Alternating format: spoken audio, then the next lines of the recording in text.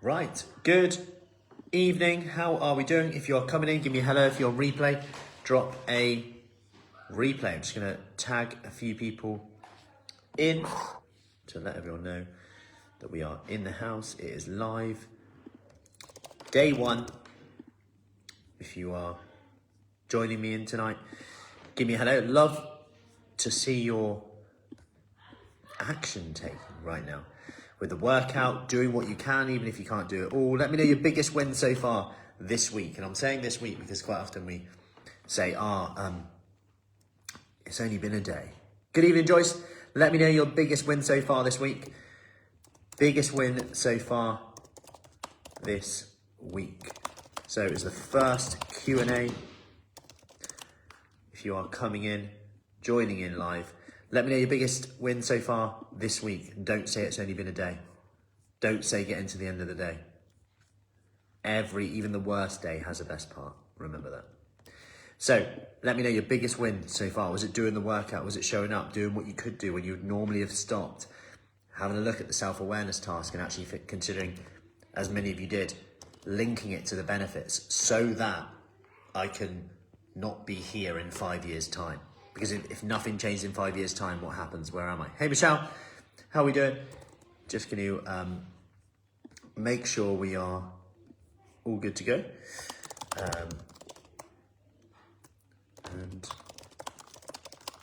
Okay, perfect. Let's rock and roll. Right, I'm going to get these questions up. Good evening, Sue. Let me know your biggest win so far today. Doing the workout, Tina. Awesome work, getting it done. How's the glutes feeling? You might not feel it yet. Wrote down all my food and exercise, Jill. Love it. Doing the workout. Good evening, Rebecca. Awesome work. So that's my food plan and over 12,000 steps. Put me to shame there, Kay. I'm on like 6,000, I think. Which I haven't hit. Which I might still hit though, as I've got something planned to boost that, hopefully. Right. Okay. Let's rock and roll. Let's get this show on the road. Hey, Julie. Let me know your biggest win. Completing your 8-minute workout. Awesome. When you wouldn't have normally. That's the key thing. Glute workout and in the pool. 7:30 workout with the physio. Perfect, Joyce. Good evening, Sarah. So, I'm going to get these questions up now as well. So we are all good to go. Let me just get these questions up, as there are quite a lot. If you do have any questions, good evening, Joe. Let me know your biggest win so far this week. Yes, I'm saying this week, and it's been a day. Got the workouts done. Great work, Bridget. That's key. Glutes this morning. Cardio session after live. Emma, perfect. And you get better results by writing it down and saying it. Write down food. Steps. Good work. The workout this morning. Biggest win. Swimming. Perfect, Claire. Awesome. Good evening, Lucy, Karen, and biggest win so far. And if you have any questions, let me know. But there have been quite a lot of questions already, which I'm going to work my way through. Good evening, Franca. Leslie, login food. Hey, Annie, how we doing? Sticking to plan. Perfect.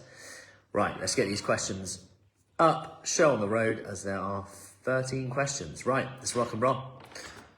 So, first question, Emma asked, what is the best protein substitute if I don't want to eat meat that day, especially after a workout? So, meat, despite what you hear sometimes, is a optimal source of protein. It contains all the amino acids. It's called a complete protein. Complete proteins contain all the amino acids you need to build muscle, recover better, skin, hair, nails, you name it. So, if you're not having meat that day, where else can you get the protein from? That's the question.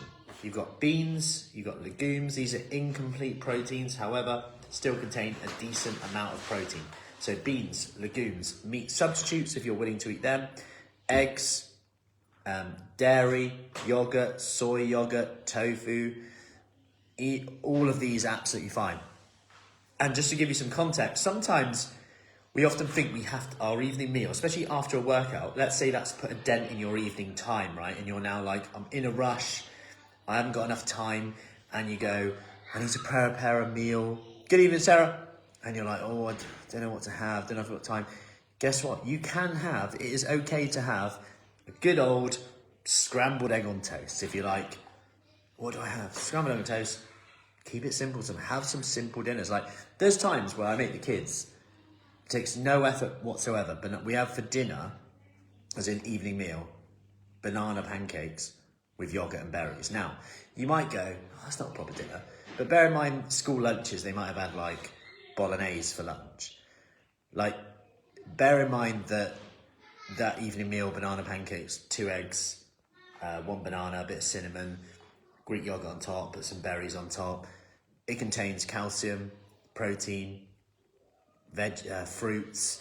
If you think, especially my kids are like this, for sure, it's not me to an extent, but the preparation is super quick. And I know that with the mixed berries, they're getting and the banana, they're getting 3 of their 5 a day in that.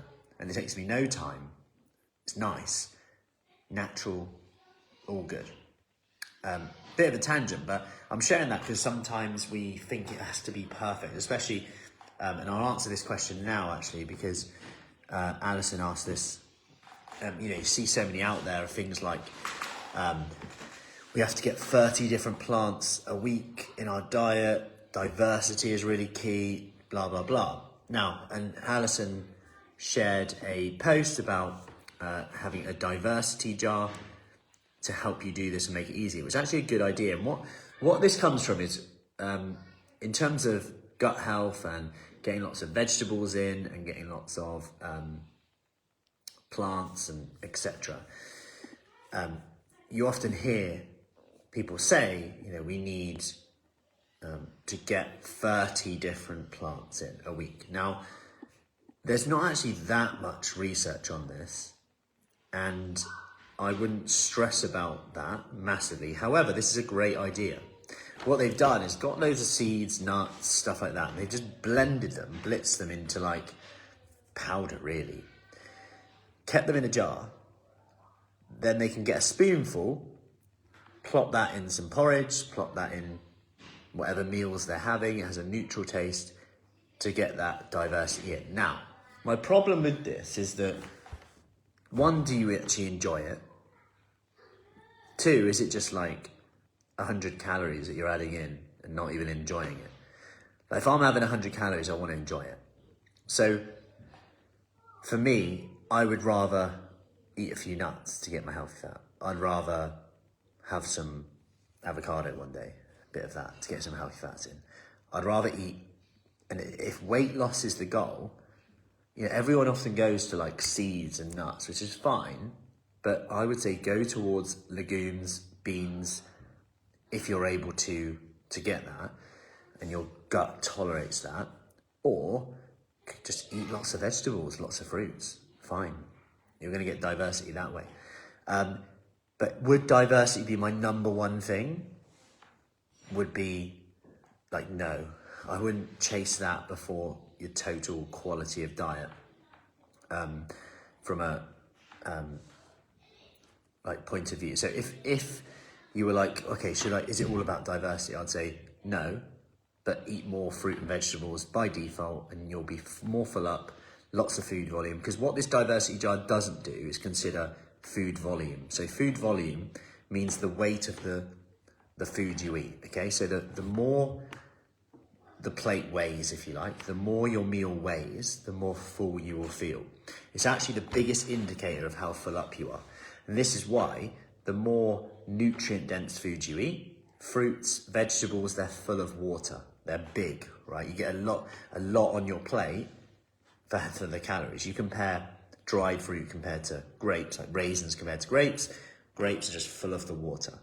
That gives you context to same calories, but one grape is a lot bigger than a raisin. Point being is there's only so much you can eat, then it fills up space.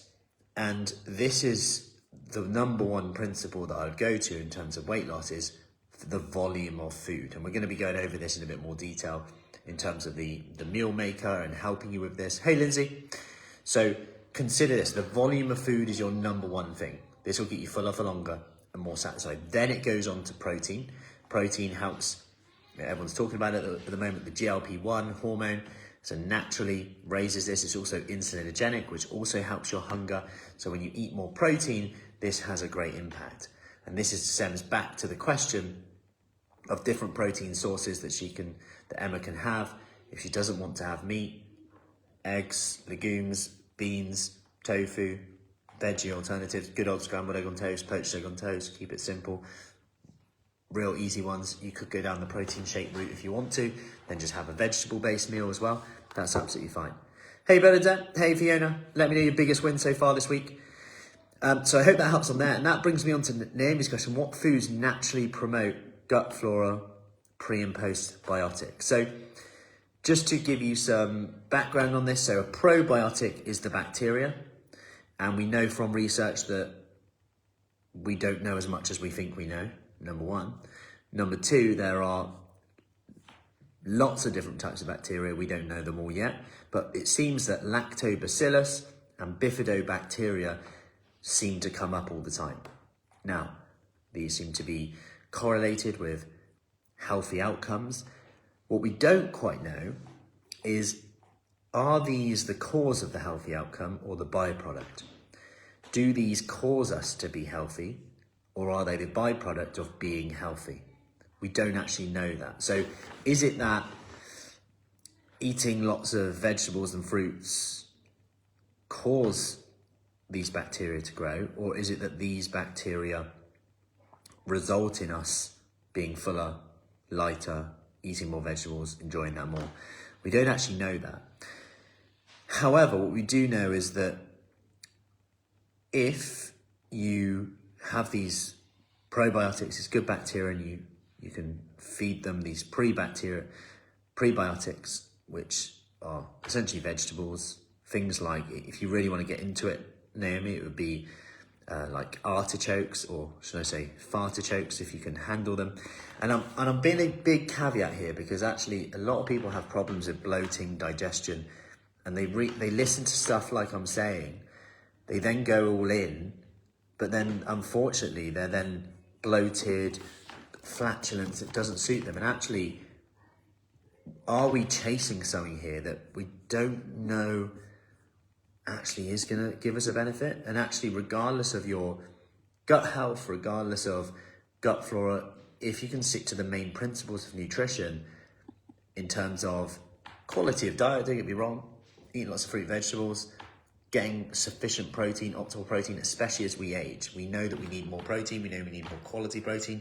This is linked with longevity in terms of quality of life, risk of falls, fractures. Some of the evidence on this is absolutely crazy about risk of falls, protein intake. And the more muscle we have on our body, the more protective that is for recovering from, unfortunately, inevitable things that are going to happen as we age, whether that is, unfortunately, diseases, whether that is, unfortunately, falls, etc., illness, bed rest. The more muscle you have, the better your recovery. I'll never forget when I was at university as a researcher there, who was also a nutritionist and looking at recovery of cancer patients. And she used to say, like, the recovery is one of the biggest issues here. Not necessarily the disease itself, but the recovery of it. We get someone exercising, but from a psychological point of view, it's tough, and obviously from a physiological point of view, it's tough as well. Anyway, tangent, but in short, prebiotics, artichokes, sweet potato, vegetables, lots of fruits, bananas, things like that, apples, probiotics, yogurt, Greek yogurt is great. Evening Joe, evening Alex, evening Rebecca, they're all good, so absolutely fine on that. And then obviously with the probiotics, you can get some protein in as well. Hey Sherilyn, hope you are good. Let me know your biggest win so far this week. Next question, main meal, lunchtime or tea time, pros and cons. So there's no real difference if your overall intake is the same. It's a preference thing. I would say there are a little caveat to this would be, if you have your main meal at lunchtime and you're a bit like me, and if you have a big meal, you feel a bit sleepy, you might need an afternoon nap. That's just me, and I know a lot of people feel quite similar. Also, if you eat with family later on and you want to eat with them together, then it's quite nice maybe to eat in the evening. It won't make a difference on your fat loss results if your meal is the same. Also, if you kind of skimp your main meal in the evening, are you more likely to snack then? This becomes a preference thing. If you skimp at lunchtime though, are you then going to pick in the afternoon? So it's about having a sufficient amount, and something I'll talk about tomorrow in a bit more detail with the meal maker, but I know some people are like, I need to lose some weight, I need to manage my portions better, and this is a question down there. And with the meal maker, it is about having protein every meal. But in terms of losing weight, someone's like, I don't want carbs at lunchtime, fine. Could you then go for, okay, I have my carbs in the evening, when I eat with my family, they have carbs, I want to cook one meal, I want to save time, so we're going to have a carb portion, let's say fist-sized portion roughly of potato if you're not tracking calories, which is fine. You might not need to, but you might need to at some point if you're not seeing results and you're confused as to why, because actually this will help you understand portion control by weighing the food even for a week. It's quite unbelievable. You weigh a potato and you go, wow, like that's a big potato and that's 40 grams of carbs. You weigh out, okay, I can have pasta then.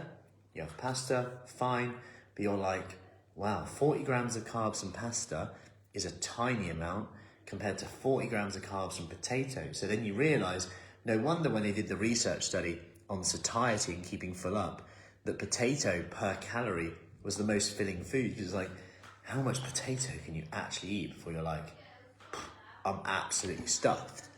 So these are just some things to consider there, but what I'm saying is, going backwards to this, is at lunchtime, you might skimp on the carbs, go a bit more protein based, quite lighter, but make sure there's enough to keep you full. Then in the evening, that gives you that flexibility to be a bit more satisfied. And that doesn't mean you don't have to have, you can't have carbs, you can still have carbs at lunchtime, but it's just, it goes by how you feel as well. So main meal, lunchtime or tea time, it really depends. If weight loss is what you're after, I would go with what makes you eat more or less. Whether you have lunch, if you have your main meal at lunch, does it make you eat more or less over the day?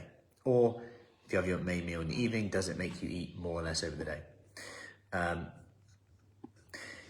Yeah, all good, Alison. Yeah, I mean, it does. It's actually, the diversity jar is a good idea. I would just be wary of food volume. And if I'm going to add 100 calories in, if you're anything like me, I love peanut butter. I'd rather just have peanut butter. I know it's only one food, but for me, it's not really going to make a difference. And sometimes you have to zoom out. You look at like Japan and Asia and places like that have like good longevity research on, and they don't actually have much diversity in their diet. They're one of the most simple. They eat a lot of fish, soy, sweet potatoes, rice, and it's like not that diverse, whereas we're like very diverse, or we say it has to be. Not that I'm against it, I just think it complicates things to a big impact to think, I just can't do that. Like, even I look at some of these 30 plants a week and go, scratch my head and go, I wouldn't even know where to start. Like, or I would I do it consistently? Probably not. Can you repeat the ingredients of the banana pancakes? Yeah, Ali, so it's 2 eggs to 1 banana ratio. So 2 eggs, I mash it a bit, not too much, just mash it. 2 eggs whisked on top. Sodium bicarb or baking powder, bit of cinnamon, mix it all, fry it like a pancake, good to go. And then I put Greek yogurt on top. I get the frozen berries, basically. I thaw them, yogurt, berries on top, good to go. I just let the kids put it all on top. And then they if you ever watch Cake Wars, they then have a competition and I have to decide which one's best. And they don't let me say, oh, they're both good. They go, no, whose is the best? And I'm like, right, yours is good because it's got that on there, I like that. But that, Imi, yours is probably the best today. What? That's not... It's good for them to lose, I guess. Anyway, and no, I don't balance out who wins or not over the week. I just give an honest assessment. But they now know if you put peanut butter in it, you're bound to win. Anyway, Isabel, how can I deal with my cravings? What is a craving is my question to you, Isabel. What actually is it? Where do you feel it? Is it on your head, shoulders, knees, toes? How long does the craving actually last? Like, have you ever timed how long a craving lasts for? And I say that because quite often the craving is there, you respond to it and feed it, and you create a positive feedback loop. Like, so if you have a craving or the feeling that you call a craving, then you eat, your body creates a feedback loop, feel like this, eat, good. So it's no wonder we want to do it again. That's the psychological point of view. From the physiological point of view, now this is a little bit different. We need to make sure that we've got enough protein. This, like I said, has an impact on the hormone GLP-1, which helps us keep full up for longer, more satisfied. It also is insulinogenic, so it helps our body release insulin, which suppresses hunger. Now, the key thing is it helps us do this in absence of sugar, which is quite cool. Normally, insulin is a response to sugar, lowers your blood sugar, but protein, especially whey protein, has been shown to be insulinogenic, which is why it has a double whammy, and why people, when they look at diabetes and whey protein, it has a really good impact on lowering people's blood sugar response, even though they haven't had insulin. So that's a very good thing. So that's my question to you. How long does it last? Would be my question to you on the Isabel. How long does it last? Where does it go? Have you ever timed it? And consider that feedback loop that we're creating. Are we actually just labeling it as that? And therefore, the result of that is then that we call it a craving, and we do more and more vicious cycle now.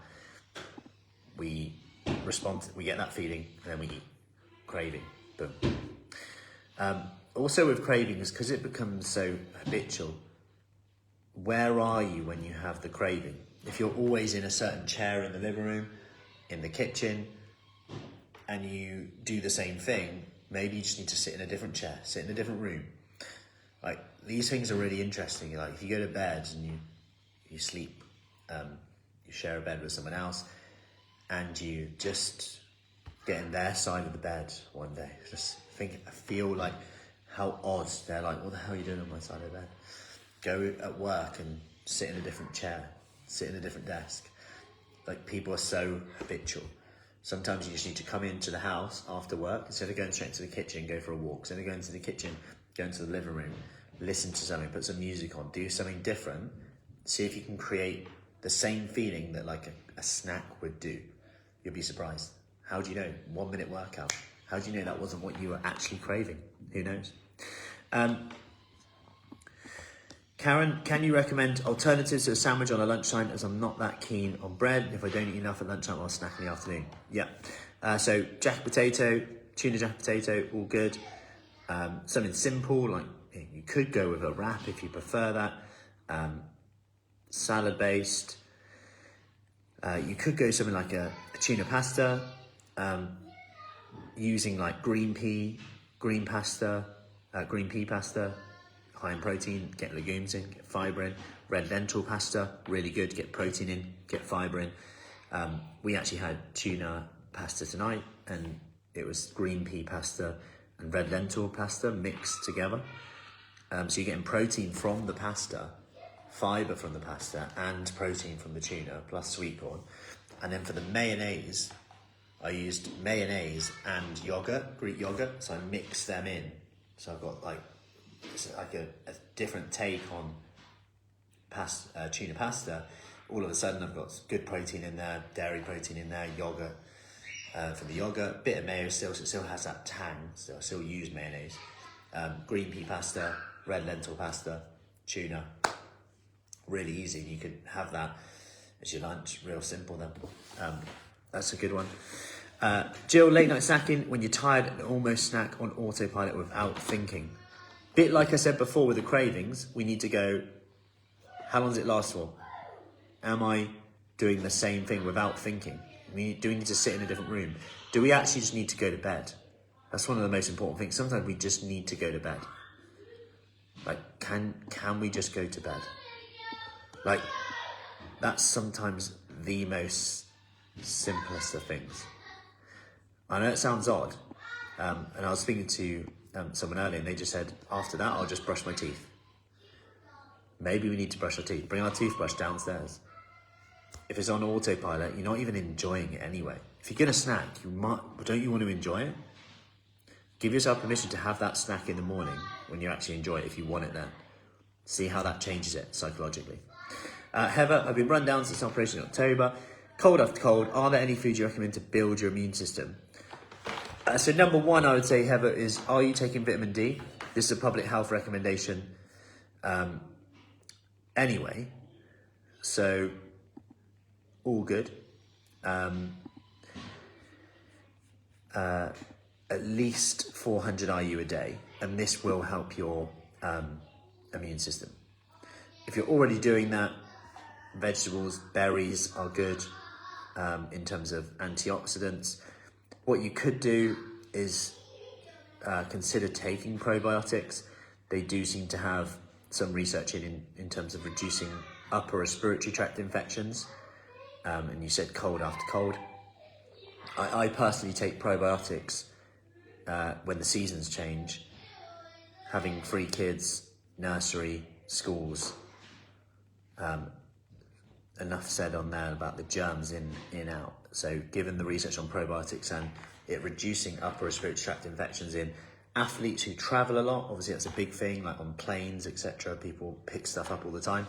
Imagine if your life is just training and going to the Olympics and going to these track, but you have to travel everywhere and you get cold. It's the last thing you want, right? So they've done a lot of research in that and it seems to reduce that. Also, travelers' diarrhea, it also seems to reduce that as well. So you could look at probiotics as well. In terms of foods though, that would then come from things like Greek yogurt, and then if you can mix some berries in there as well, like buy some frozen berries, put them in there, I like to thaw them, stir them in. They then make like a jam. That's really nice, good, like a bit of a pudding. I have that like at least once a day. On my lazy days, that's sometimes 2 of my meals actually. Greek yogurt, berries, boom. I go for a lot of yogurt. Anyway, I hope that helps, and you might consider taking a multivitamin as well. It wouldn't do any harm. Lindsay, advice on exercising with pain issues. So pain is a really interesting thing. There's lots of research on that. It's very subjective as well. Most of the time, like, it's funny how times change from, it used to say rest is best. Now it's like rest is never best. We have to just keep going and focusing on what we can do. Of course, if the pain is really high and we don't want to do more harm for something, but quite often actually it's about finding what we can do and doubling down on that. And if a certain exercise is a complete no, fine, but just do something that you can do is what I'd always say, because you're always going to build on that then. And if you find something that you do and start to look at exercises that are going to strengthen that area as well. So if we take glutes, can I make sure in part of my day while the kettle's boiling, do some glute raises, slow, squeeze the muscle, walk in, out, get some steps in, keep getting that movement in. So that the more we move, the better it's going to be in terms of blood flow, energy, you name it. Lucy, any advice on timing of a meal before doing like a run or cardio, and is protein based? So if you're doing run or cardio exercise, timing of meal does depend on your digestion a little bit, but there's no need, as long as you're fueling yourself correctly with some pretty decent meals, free meals, like using the meal maker, which we go over tomorrow, there's no special need to carb up. Good evening, Mary. Unless you have something out of the ordinary, you're doing a bit different. The key actual thing in terms of timing of a meal before an exercise is just not to be hungry.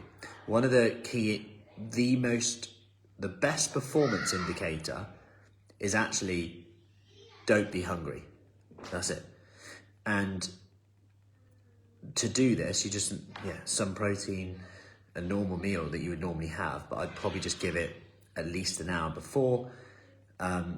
So I know everyone's so different. Like for me, if it's 2 hours before, I might be hungry again by the meal.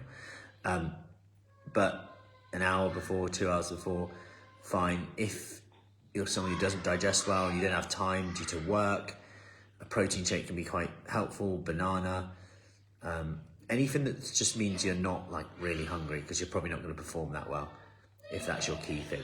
If it's in the morning though, I don't have any problem in you getting up and just going straight to exercise. Like at the end of the day, you've probably had an evening meal, which is good, and that's probably had some good nutrients in. You go to bed, you wake up, your carbohydrate stores haven't gone anywhere, so you're all good to go again. Of course, if you're new to exercise and you're doing something a bit different, you're pushing yourself a bit more, you might want to have something, half a banana.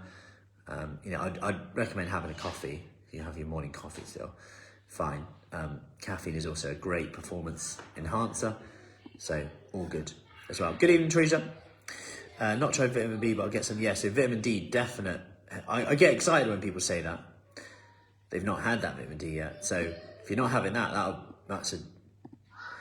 I'm surprised that it always baffles me when because you would expect someone have told you to take it. Like, given that it's a public health recommendation, I get, sometimes they don't have time, etc. But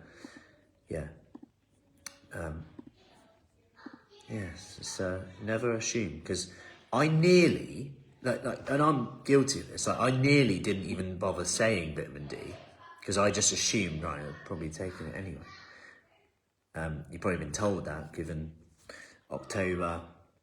Anyway, I will now know. 25, Kim said, 25 UG of vitamin D. Is that too much? No, that's 1,000 IU a day. So the government recommendations are 400 minimum, but up to 4,000 IU a day without worrying about your levels, whether you've had it tested. Above 4,000 is more like therapeutic. You have a certain condition and certain research would suggest that taking higher amounts could benefit. So that's where they would say consult your GP, etc. So 1,000 IU is absolutely fine. You could go up to 4,000 according to the NHS guidelines without consulting your GP. But there are other things you might want to consider with that, like vitamin K2, calcium as well. But that's all good, Heather. It's just more so that they didn't say that, Heather, like, given the time of year. I was never told to consider all the broken bones last November. Mate. Is it worth starting? Vitamin D, absolutely, Joyce, yeah. Like, vitamin D is a government recommendation, for there's a public health. Like, it's quite crazy, really. Anyway, the research on it is great. Like, put it this way, there's a receptor on most cells in your body, which means there's a parking space. So imagine loads of houses and they have a reserved parking space for vitamin D. So you go into this neighborhood, there's a parking space of vitamin D, vitamin D, vitamin D, vitamin D. That means that vitamin D is going to be there at some point, otherwise you wouldn't have a reserved parking space. So what this tells us is it has an effect on many cells in our body. Anyway, Leslie, what is the best way to deal with portion control? If you're following the meal maker already, which we'll be going over tomorrow, task 2, and you follow that consistently, and you're like, I'm still not losing weight, I eat too much, As much as you're probably going to hate me saying this, I think you would massively benefit from, even if you do it for a week or 2 weeks, weighing your food, tracking your calories, so that you can understand what foods truly look like and how much you actually need. Like I said with the pasta and the potato, like I did a video the other day about different types of Greek yogurt. Like some of them look like they're just full fat, and one of them has more protein and 40 calories less per serving, like it's around like a third less and more protein. Yet to the naked eye, you just pick it off the shelf and go, oh, I have Greek yogurt too, and like there's no difference. But actually, there could be a third different there, which is crazy. So that would be my recommendation. In terms of portion control, other things you could do are make sure you serve your vegetables first on your plate, then serve your protein, then whatever's left, serve the carb on. Make sure then, if you want seconds, leave everything on the side or put it all away apart from vegetables. Have vegetables in the middle of the table, so if you want any more, you help yourself to vegetables. You could use a smaller plate. It can backfire though if you go too small. Research is really interesting on that. Smaller plate works, but then if you go too small, it backfires because you go, oh, I used a really small plate. Now I deserve a snack. So can work the other way. I prefer to use a big plate, but fill the hell out of it with vegetables, personally. Karen, what are your thoughts on kefir and kombucha? All good. Kefir, great. Probiotics, all good. Similar to what I said before. So that's all good. Kombucha, fine too, contains some. It's also quite a nice drink, low calorie. And, you know, I know a few people who have likened it to like having like a nice drink, like an alcoholic drink in the evening, but it's not alcoholic, of course, and it contains some probiotics, so that's all good. Alex, can I say I have chocolate or the occasional treat? Yeah, absolutely. What I'd consider though is what you can get away with is what you can get away with. So let's say you're tracking calories and you can get away with it, put it in, fit it in. So I always talk about this like the 80-20 rule, right? So let's say you're on 1,300 calories a day and you're on the 80-20 rule. So 80% of nutrient-dense quality foods, right? So whole foods, nutritious. And then let's say you go 20% of that will be what I want. So 20% of that will be 260. So that means you got 260 calories a day of whatever you want. And it's a bit like how the meal maker works, which we'll go over tomorrow, but without the calories on the meal maker. So it's a bit more simple, but let's say 260 calories on whatever you want. So you might go, that's my chocolate bar, that's my Snickers bar, that's my Mars bar, that's my gingerbread latte, whatever. Then that allows you to structure that in. Now, if you're sticking to that and you're not getting results over time, then we might need to rein something in. But why not try that for 2 to 4 weeks if it helps you stick to it? Because sometimes having that actually helps you stick to it. There's a study that I'll talk through later in the week that looks at women and menstrual cycle, and they look at different parts of the month and cravings being higher.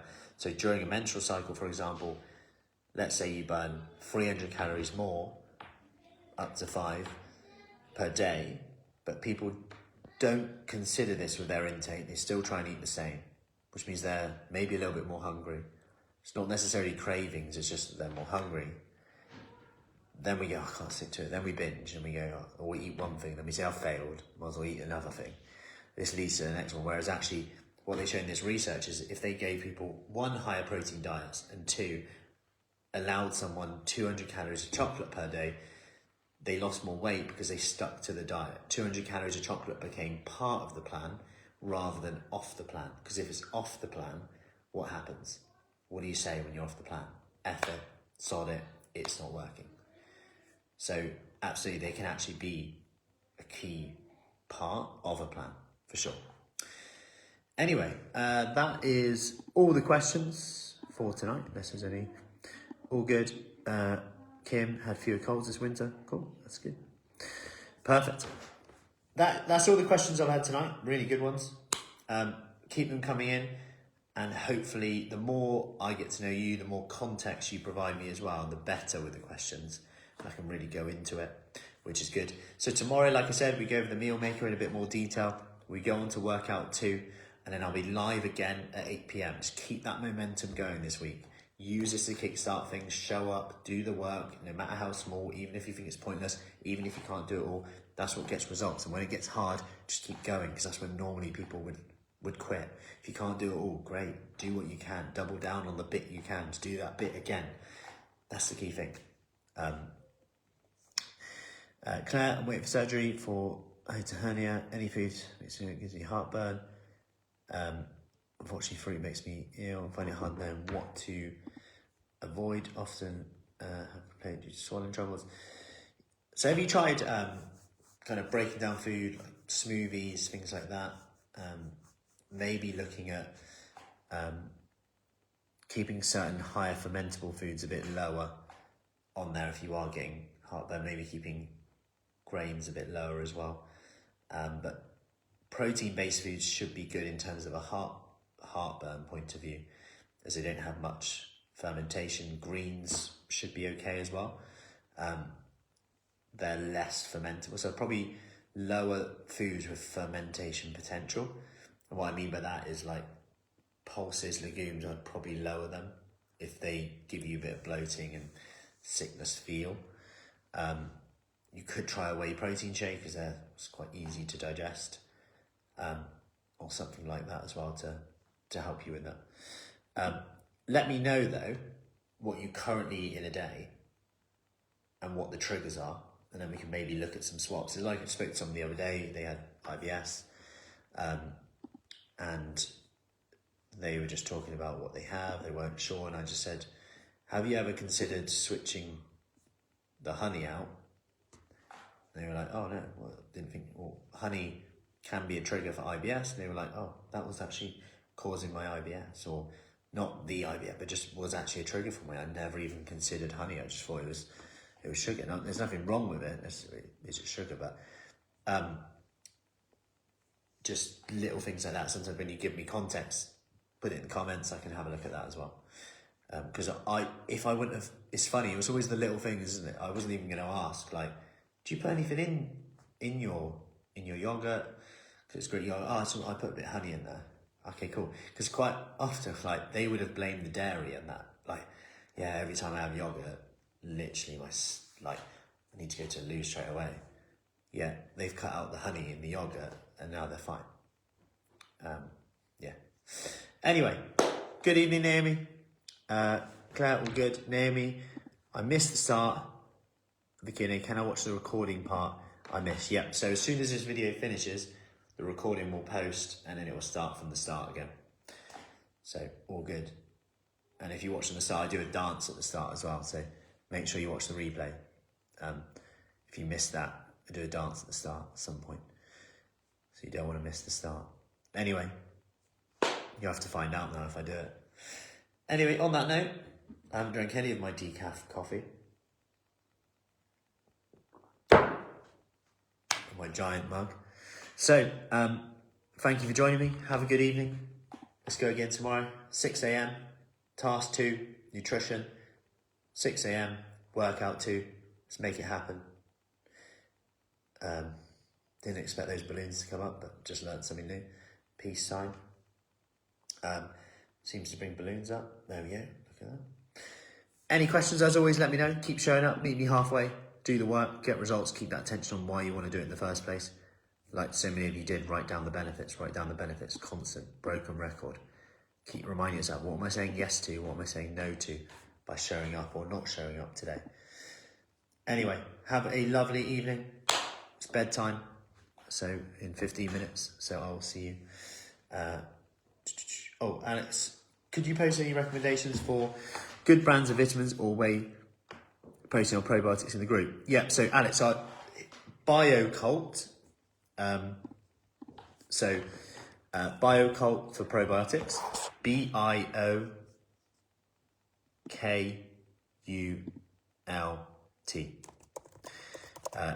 I like them for the probiotics.